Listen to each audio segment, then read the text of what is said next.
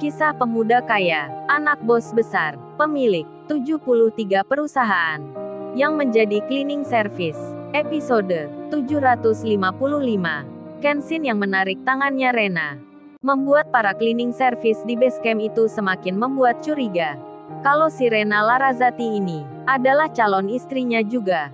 Padmo pun terheran jadinya. Dirinya saja baru batal menikah. Tapi Himura ini akan tambah satu lagi. Kemudian, setelah mengutarakan maksudnya, Kenshin, Kaori dan Rena kembali menuju ke tempat semula.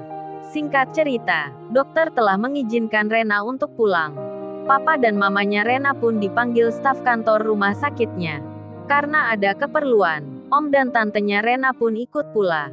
Dan di saat melewati jalan tengah, Kaori bilang pada Kenshin, aku tak beli coklat ya di kantin itu sebentar. Kamu tunggu dulu di sini." Kenshin pun mengiyakan, dan bersama Rena menunggu Kaori. Lalu tak disangka Kenshin tiba-tiba bilang pada si Rena Larasati. Kenshin berkata, "Oh ya Rena, aku mau bicara denganmu masalah hal yang penting. Apa kamu mau mendengarku Rena?" Si Rena pun menjawabnya, "Iya silahkan, aku akan mendengarkan." Kenshin pun tanpa banyak kata langsung mengungkapkan, "Oh ya Rena, apa kamu mau jadi adiknya Kaori?" Si Rena bingung jadinya.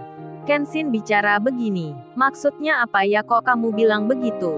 Aku nggak mengerti nih." Kenshin pun membalasnya, "Ya kamu jadi adiknya Kaori.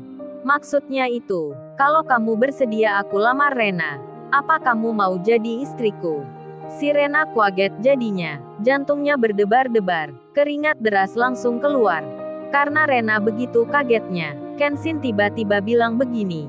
Berkata akan melamarnya, menjadikan istrinya. Si Rena pun lalu bilang, Tapi Kenshin, kamu kan sudah punya istri Mbak Kaori itu. Nanti kamu dimarahi oleh istrimu." Kenshin pun tersenyum. Langsung saja bicara, "Oh itu Rena, justru Kaori mengizinkan aku untuk menikah denganmu. Makanya aku tanya kamu, maukah kamu menjadi adiknya Kaori? Maukah kamu menjadi istriku juga? Kalau kamu bersedia aku akan melamarmu. Nggak perlu kita pacaran dulu. Nanti kalau sudah menikah saja pacarannya." Kenshin tersenyum. Si Rena semakin dak-dikduk hatinya. Senang-senang bingung-bingung dirinya. Berbunga-bunga hatinya. Berdebar-debar jantungnya. Dikata Kenshin akan dilamarnya. Dikata Kenshin akan dijadikan istrinya. Si Rena tersenyum lalu menjawabnya. Tapi tiba-tiba ia terbangun dari tidurnya. Duar-duar rupanya Rena sedang bermimpi. Bermimpi akan dilamar dan dinikahi Kenshin. Langsung kaget dirinya. Karena tak terpikir sebelumnya seperti itu. Lalu salah satu pegawainya memanggilnya. Mbak Rena ada yang mencari di luar. Ada tamu yang sedang menunggu." Si Rena pun mengiyakan. Dan teringat lagi dirinya baru saja bermimpi. Bermimpi dilamar Kenshin teman sekolahnya. Rupanya, yang bermimpi ini adalah si Rena Larasati yang punya restoran roti. Mantan teman sekolahnya Kenshin. Sangat-sangat kebetulan sekali. Dengan keadaan yang sekarang ini, Kenshin yang bersama Rena Larasati yang lain. Rena yang punya Lamborghini, berada di rumah sakit. Tapi Kenshin tak bicara apa-apa dengan Rena. Hanya diam sambil menunggu Kaori. Si Rena pun terdiam pula. Sesekali melihat Kenshin. Makanya kok ada yang aneh sekali. Kenshin memanggil Rena tanpa sebutan Mbak Rena. Begitu pula Rena yang memanggil Kenshin saja tanpa sebutan Mas Kenshin. Ternyata itu Rena pemilik restoran roti. Rena teman SMP-nya Kenshin. Yang sedang didatangi orang. Ada tamu di restorannya. Si Rena pun menemuinya. Dan orang itu lalu bertanya. "Oh ya maaf permisi. Kita di sini mungkin mengganggu waktunya. Apa saya ini bicara dengan Nona Rena Larasati?" Si Rena pun menjawabnya. "Iya benar ini saya Rena sendiri. Memangnya ada apa ya? Apa Bapak mau memesan roti di sini?" Orang yang berpenampilan kerja kantoran itu menjawabnya. "Oh ini saya tidak sedang memesan roti. Tapi ada keperluan yang lainnya. Apa kita boleh masuk sebentar ke dalam restoran?" Si Rena pun menjawabnya. "Iya Pak silahkan masuk." Bersama pegawai rotinya. Rena pun mempersilahkan. Dan orang itu memperkenalkan dirinya. Nama saya Pak Joko. Saya kesini mau minta tanda tangannya Nona Rena, serta konfirmasi atas mobil pesanannya. Dan juga sekalian mengundang Nona Rena pula untuk datang ke tempat kita besoknya, melihat kedatangan mobilnya, sebelum dikirim ke alamat rumahnya. Dan ini apa benar nama Larasati ada di samping mobilnya? Coba Nona Rena lihat ini. Pak Joko bicara tanpa jeda langsung mengungkapkan maksudnya. Hingga Rena pun menjawabnya, tapi saya tak membeli mobil baru Pak. Apa salah alamat atau salah orang ya? Pak Joko pun membalasnya. Oh ya, saya tahu Nona Rena tak memesannya, tapi Mas Himu yang membelikannya. Rena pun menyahutnya. Himu Himura maksudnya. Apa itu Kenshin Himura? Waduh, Rena yang ini langsung bisa menebak nama Kenshin.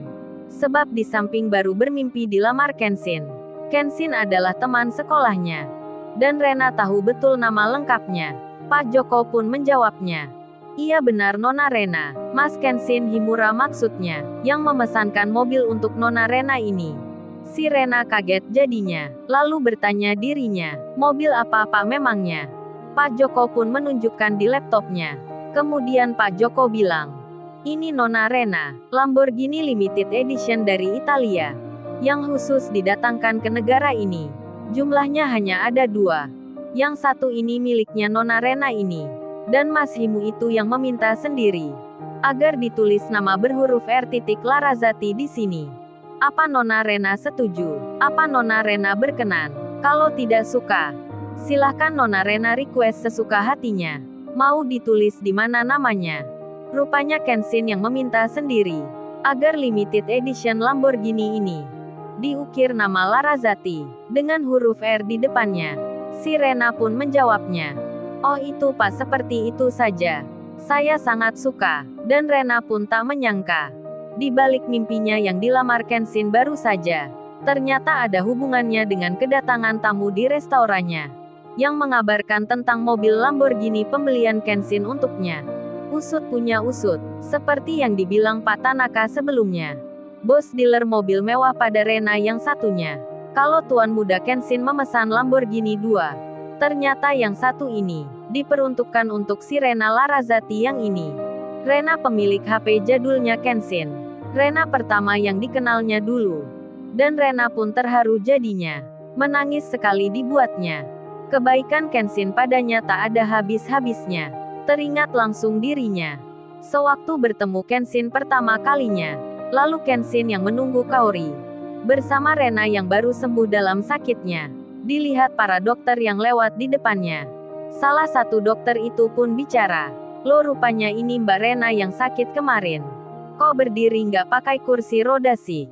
Mbak Rena kan baru baikan. Harusnya tak boleh keluar. Dan kalau jalan mestinya pakai kursi roda. Oh ini ya Mas Kenshin calon suaminya itu, yang disebut-sebut Mbak Rena kemarin. Ayo Mas carikan Mbak Rena ini kursi roda. Kasian entar jadi capek dan sakit lagi. Dokter yang bicara ini tadi tak masuk kamarnya Rena. Dan belum tahu tentang Kenshin dan Kaori. Hingga langsung bicara begitu. Menyebut Kenshin calon suaminya Rena. Rena pun tersipu malu mendengarnya. Langsung mengklarifikasi dirinya. Rena bicara, oh ini Bu Dokter. Mas Kenshin ini bukan calon suami saya. Kita cuman teman saja. Rena tersenyum. Kemudian Kenshin pun bilang, Mbak Rena saya carikan kursi roda ya. Biar Mbak Rena nggak kecapean entar. Rena menjawabnya. Nggak usah Mas Kenshin. Aku jalan aja, kan dari tadi nggak mengapa-ngapa. Dokter pun terheran melihatnya. Teman apa teman maksudnya? Apa teman dekat atau gimana? Dokter pun tak bertanya lebih jelasnya. Dan berjalan berpamitan pada Rena. Kemudian Kaori datang. Membawa coklat di tangannya. Kenshin pun bilang, Kaori kamu kayak anak kecil saja. Masih makan coklat begituan. Kaori membalasnya, ah kamu kan juga sama begitu. Ini coba pasti kamu suka. Kaori menyuapkan coklat itu ke Kenshin. Kenshin pun memakannya. Kemudian Kaori bilang ke Rena, Mbak Rena mau ya? Ini coklat untuk Mbak Rena. Si Rena pun menerimanya. Dan mereka jalan bersama lagi. Lalu di dalam rumah sakit ini, seseorang baru saja tiba. Terkaget sekali orang itu, melihat Kenshin dan Rena jalan bersama. Seperti pernah dilihatnya, seperti mengulang kejadian yang lalu. Rupanya yang datang ini adalah kepala rumah sakit Mitra Mandiri, yang dulu pernah merawat Rena di waktu musibah kebakaran perusahaannya. Beliau bernama Ibu Sulastri, nama yang sama dengan gurunya Rena.